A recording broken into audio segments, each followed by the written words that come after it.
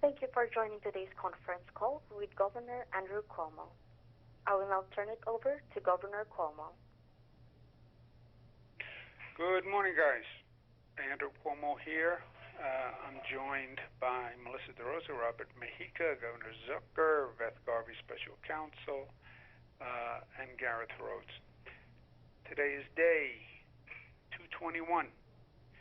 We did 108,000 tests yesterday, 108. The testing now, we do two types of testing protocols. We are oversampling the hotspots, as we call them, and then we do the normal statewide testing. Testing in the hotspots was 5.1%, and I'll give you a breakdown in a moment. Testing for the state overall was 1.05, so basically 1. So statewide rate is 1. The hotspots, the infection rate is 5. The infection rate in the hotspots, 5 times what it is statewide. Positivity rate, if you rolled it all together, 1.25. The hotspots are the issue that we're focused on. 8 New Yorkers passed away yesterday from COVID. 748 were hospitalized. That's up 43 from the day before. The increase in the hospitalizations is we're seeing the hotspot clusters adding to hospitalizations at over 3 times their population rate. 176 COVID patients were in ICU. 72 patients were intubated. When you look across the state, Capital Region 0.9, that's good. Central New York 0.9, Finger Lakes 0.5, that's good. Long Island 1.2, that's okay. Mid-Hudson 2, that's Orange Rockland. Mohawk Valley 0.4, North Country 0.1. So that's New York City 1.5. That's the hotspots in primarily Brooklyn. Southern Tier 1.4. We have a hotspot in Broome. Western New York 0.9, which is good for Western New York. It's a good number in general, but it's especially good for Western New York. Hotspots, we have Orange at 3.9, Rockland at 4.5, Broome at 6.1, and Brooklyn at 2.2. So it's about focusing on the hotspots. The school data you can find on the dashboard if you're interested. But it's about focusing on the hotspots. The hotspots are generating people at 3 times their population rate who are becoming hospitalized. The infection rate in the hotspots is 5 times the overall state infection rate. So the focus is on the hotspots. Why? Number 1, we want to save lives in the hotspots. Number 2, we want to make sure the infection rate in the hotspots does not spread. The spread is inevitable if we do not control the hotspot. There are facts, even if they're unpleasant, and we know because we have lived it, and every expert will tell you, and our experience shows it, if you do not control the infection rate, it will spread. You're not talking about hermetically sealed areas. You have people with a high infection rate, they go to the store, children play with children, they go to schools, and that is how the virus spreads. So we announced a cluster action initiative yesterday, and we're focused on it, and we're enforcing it, and we will continue to do that. Some people are unhappy. I understand it. These limitations are better than going back to close down, which is what happens when the infection increases. It's what we've seen in states all across this nation, right? Open up, infection rate goes up, they close down.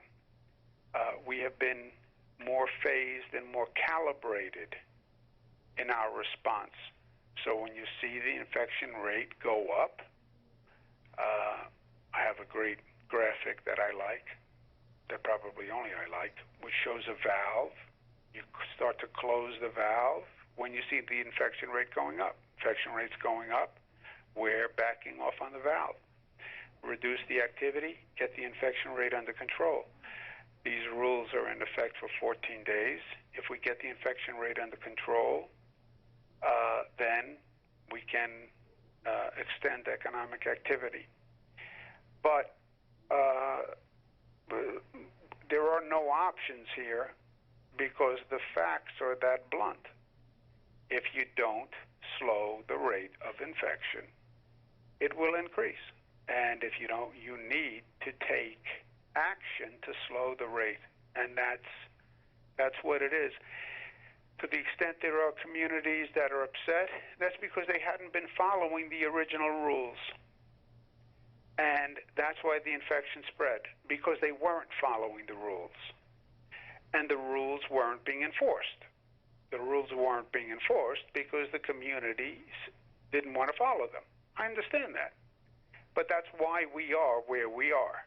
Make no mistake. And this can't be just we come up with a new rule, because if it's just another rule and the rule isn't enforced, then we'll be right where we were. So a rule is only as good as the enforcement. And if we had enforced the first rule, we wouldn't be here in the first place. So let's not make the same mistake twice.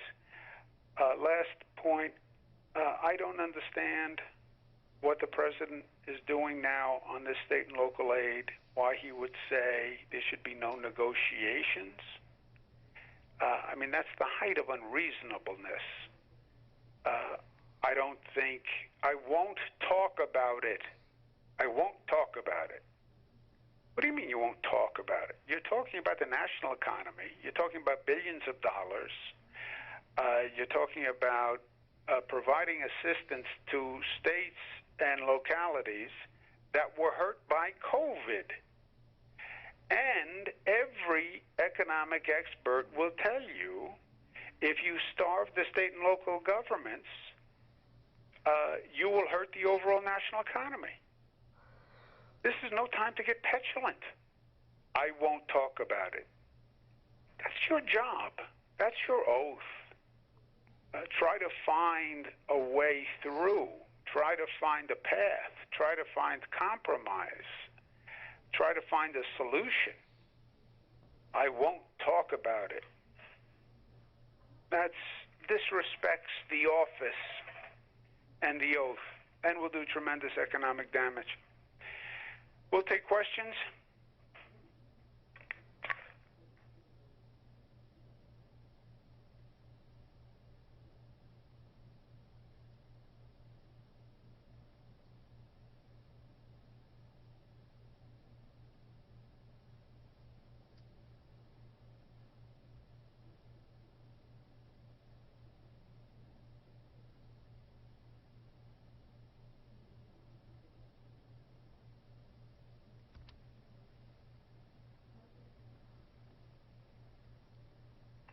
Operator, do we have a question? Yes, we have a question from Dan Clark with PBS. Your line's now open. Hi, Governor. Good morning. Just on that last note about the president, I'm wondering if we don't see any state and local aid over the next month, certainly before Election Day, what cuts should we expect to be coming from the Division of Budget in the meantime? Here's the situation. on the economics, Dan.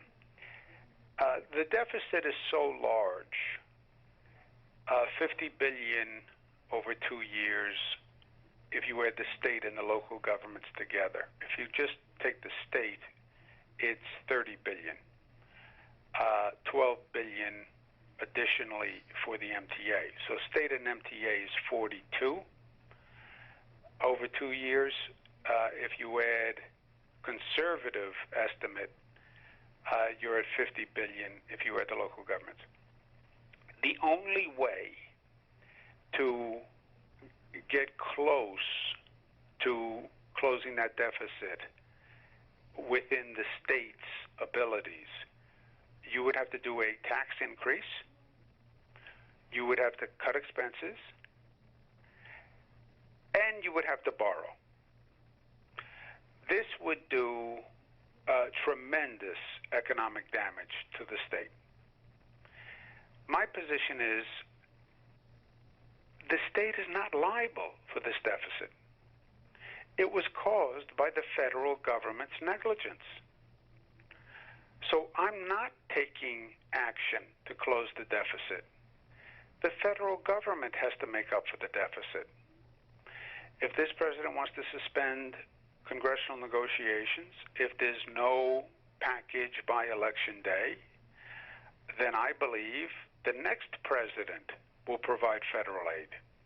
And I believe the next president is Mr. Joe Biden.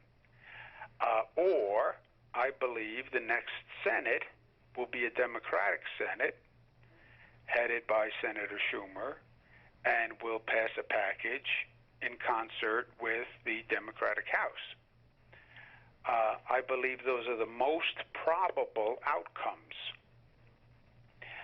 If this president gets reelected and if the Republican Senate gets reelected, then we would be in a very negative place economically for the foreseeable future.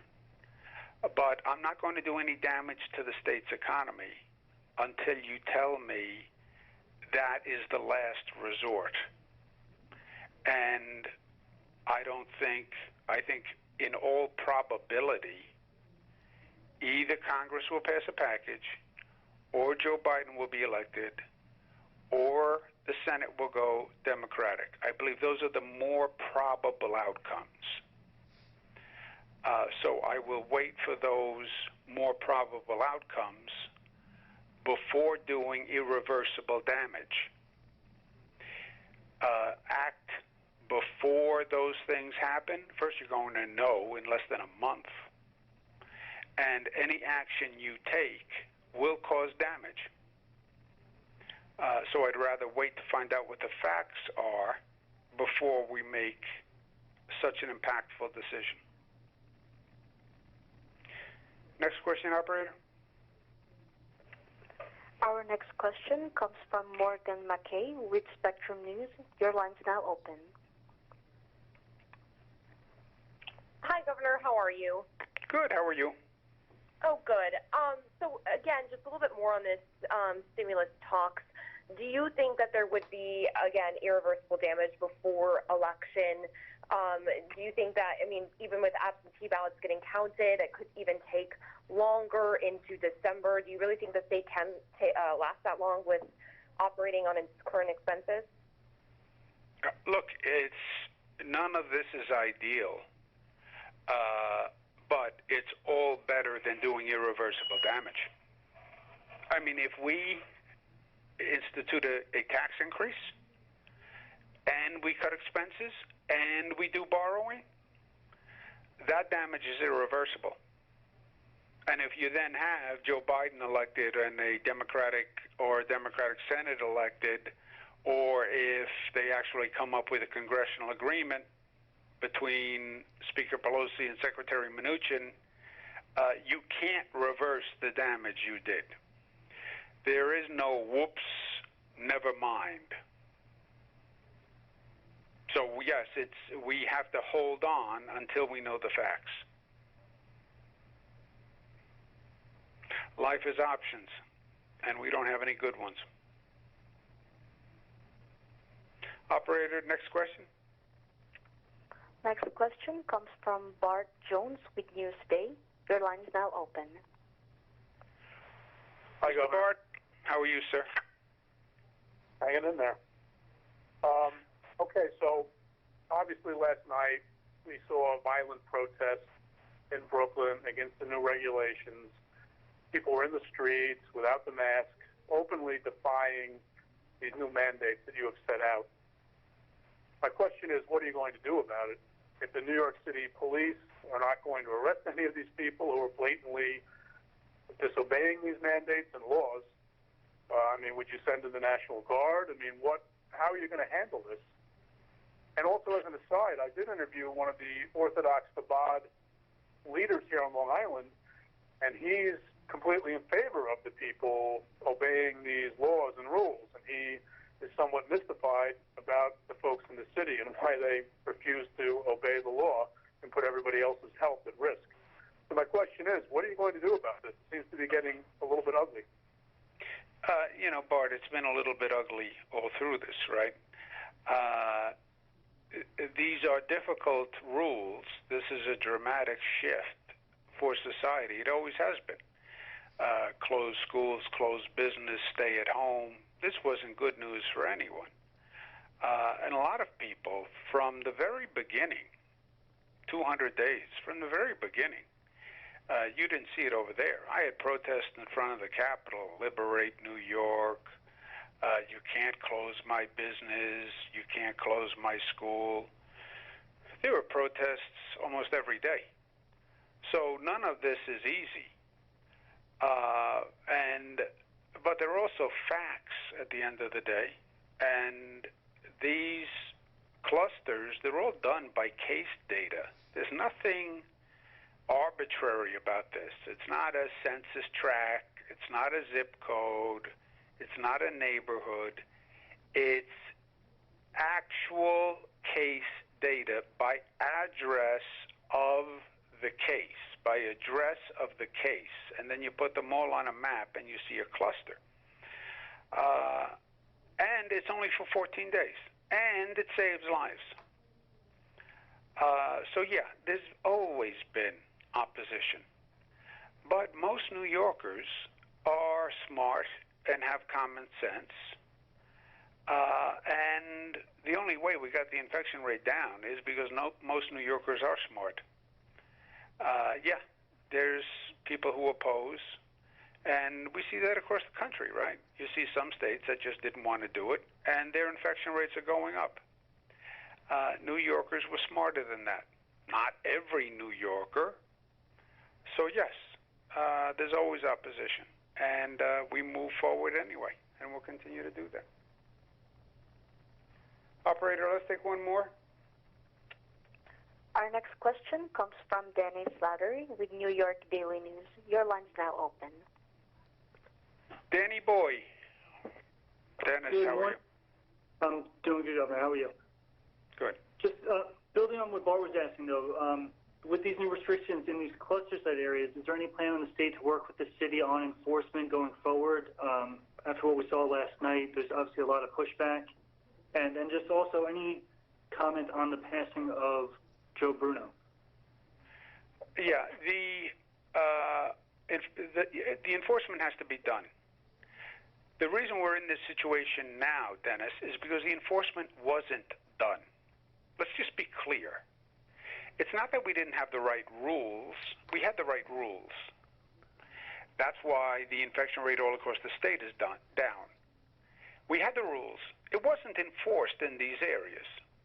It wasn't enforced in these areas